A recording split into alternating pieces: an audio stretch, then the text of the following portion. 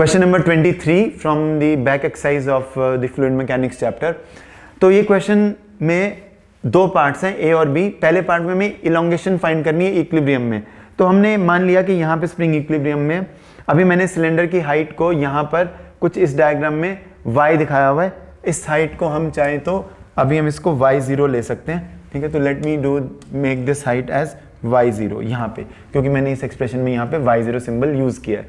तो आप देखिए y0 सपोज इक्विलिब्रियम में सिलेंडर की हाइट ऑलरेडी लिक्विड के अंदर है, यानी कि वाटर के अंदर है। तो पहले तो इक्विलिब्रियम की प्रॉब्लम है। इक्विलिब्रियम की प्रॉब्लम में जो नेट अपवर्ड फोर्स, क्योंकि स्प्रिंग में कुछ एक्सटेंशन होगी, तो स्प्रिंग फोर्स और बॉइंट फोर्स अपवर्ड डायरेक्शन में एक्ट कर रही है, उनको हमने ग्रेविटी की फोर्स के इक्वल कर दिया। अब क्योंकि हमें एक्सटेंशन ऑफ द स्प्रिंग निकालना है, तो स्प्रिंग की फोर्स को एक तरफ रख के हम बॉइंट फोर्स को एक तरफ रखते हैं। अब अगर हम स्प्रिंग की एक्सटेंशन को ys मान लें, तो स्प्रिंग की फोर्स का मैग्नीट्यूड इतना आ जाएगा। नहीं, ys इज अ लेंथ, इसमें y पोजीशन कोऑर्डिनेट की फॉर्म में हमने यूज नहीं किया। y0 भी एक लेंथ है, ys भी एक लेंथ है, length means extension of the spring.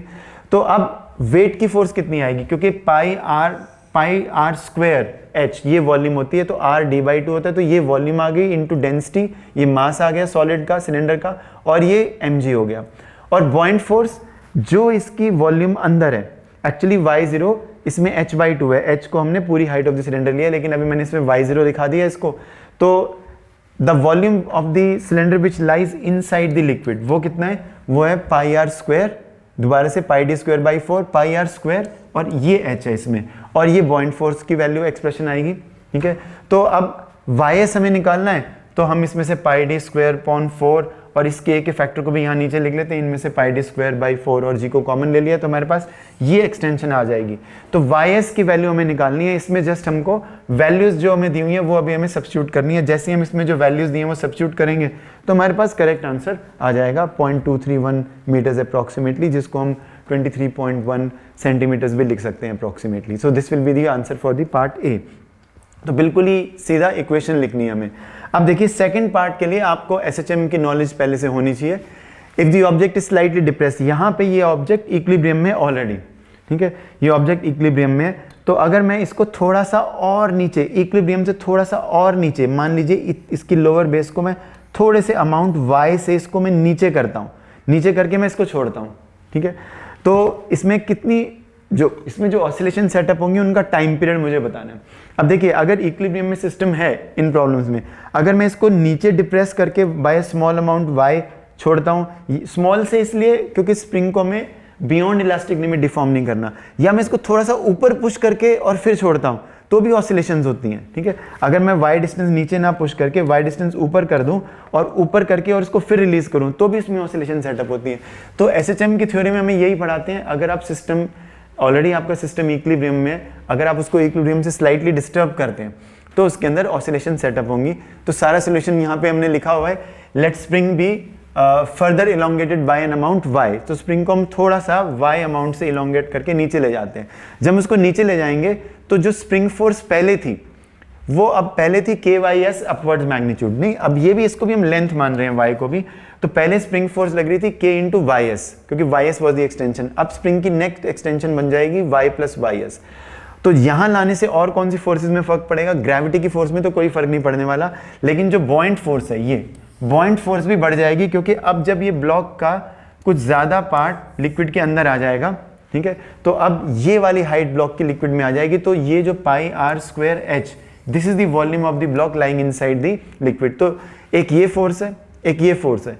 अब आप देखिए जब इसको नीचे लाते हैं, पहले बैलेंस था, पहले नेट अपवर्ड फोर्स बैलेंस कर रही थी, इन दोनों का सम mg को बैलेंस कर रहा था। लेकिन जब हमने इसको नीचे किया तो स्प्रिंग की एक्सटेंशन भी बढ़ी, बॉइंट फोर्स भी बढ़ी, ठीक है, mg उतना ही रहा।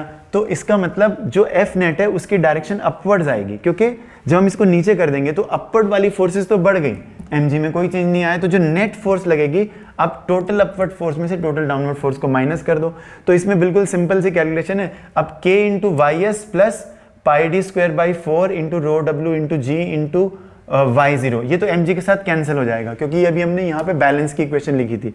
ये वाली इंफॉर्मेशन हम अगर इस इक्वेशन में यूज कर दें, इस इक्वेशन में, तो k YS वाली टर्म k इंटू YS और ये y0 वाली जो टर्म है ये mg के साथ बैलेंस हो जाएंगी, तो ये कैंसिल हो जाएंगी। तो सिर्फ हमारे पास बचेगा, ये बचेगा pi D square by 4 rho W into G into Y zero, Y ये बचेगा आपके पास, और यहाँ से के इंटू वाई बचेगा। तो ये के, ये आपके पास नेट फोर्स का मैग्नीट्यूड आ जाएगा, ये मैग्नीट्यूड ऑफ नेट फोर्स है, ठीक है। अब ये फोर्स जो हमारी डिस्प्लेसमेंट है डाउनवर्ड डायरेक्शन में, उससे ऑपोजिट डायरेक्शन में नेट फोर्स आ रही है, और नेट फोर्स का मैग्नीट्यूड वाई को प्रोपोर्शनल है। तो जब ऐसा होता है तो एसएचएम होता है। अगर नेट इक्विलिब्रियम से डिस्टर्ब करने के बाद जो नेट फोर्स लग रही है उसका मैग्नीट्यूड अगर डिस्प्लेसमेंट के प्रोपोर्शनल हो जाए, डिस्प्लेसमेंट के मैग्नीट्यूड के प्रोपोर्शनल हो जाए, और डिस्प्लेसमेंट की डायरेक्शन से ऑपोजिट डायरेक्शन में नेट फोर्स लगे, then oscillations will take place which are simple harmonic. ये सिंपल हार्मोनिक ऑसिलेशन की कंडीशन है। तो मैग्नीट्यूड ऑफ एक्सेलेरेशन आ जाएगा इस फोर्स को हम मास ऑफ द ब्लॉक से अगर डिवाइड कर दें तो अगर हम इसको डिवाइड करते हैं तो हमारे पास ये एक्सप्रेशन आएगा।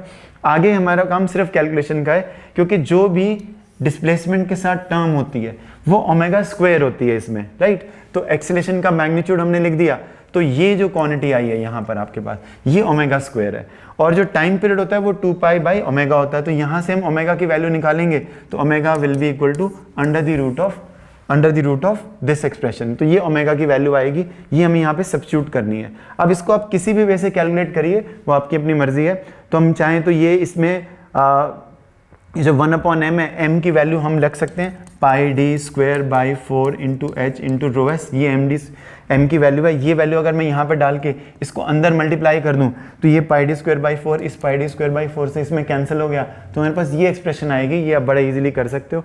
इसमें सारी वैल्यूज़ हमें गिवन है, D rho S H rho S रो डब्ल्यू तो डेंसिटी ऑफ वाटर है 1000 किलोग्राम्स पर मीटर क्यूब।